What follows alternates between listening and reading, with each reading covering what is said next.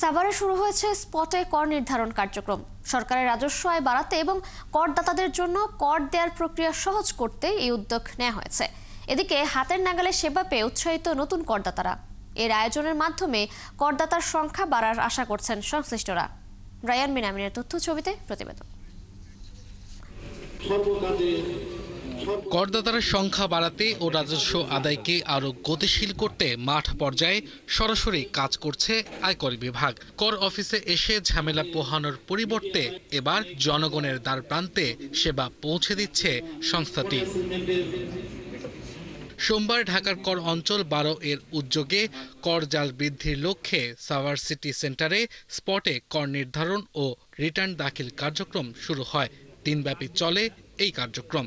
এটা তো অনেক ভালো একটা উদ্যোগ আমাদের, যেহেতু আমরা এই মার্কেটে বিজনেস করি আর আমাদের মার্কেটের অফিসে যেহেতু এই আয়োজনটা করছে, তো আমরা সুবিধা হচ্ছে আমাদেরকে কর দেওয়ার এবং কি দূরে কোথাও যাওয়ার লাগতেছে না আমাদেরকে।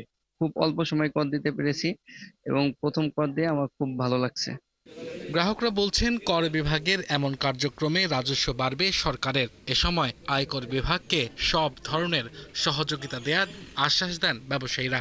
আমাদের ট্যাক্সের পয়সায় এই দেশটা উন্নয়ন হবে। এই দেশের উন্নয়ন হলে আমরা মানুষকে বলতে পারবো আমার দেশের সরকার শক্তিশালী, আমার দেশ শক্তিশালী। তাই আমি অন্য কাউকে এই টাকাটা দিব না, এই টাকাটা, এই ট্যাক্সের টাকাটা দেব আমি আমার জন্য, আমি আমার দেশের জন্য।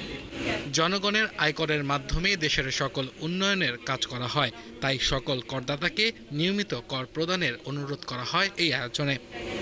আইনে বিভিন্ন পর্যায়ে এসছে, আমরা এখন এটা যেহেতু করদাতারা খুব বেশি এই রিটার্ন দাখিল করছেন, আমরা এটা যেহেতু ওনারা 30শে জুন পর্যন্ত সময় পাবেন, আমরা এটাকে ব্যবহার করছি নতুন করদাতারা যাতে যে কোনো সময় তার আয়কর হিসাবটা দিতে পারে।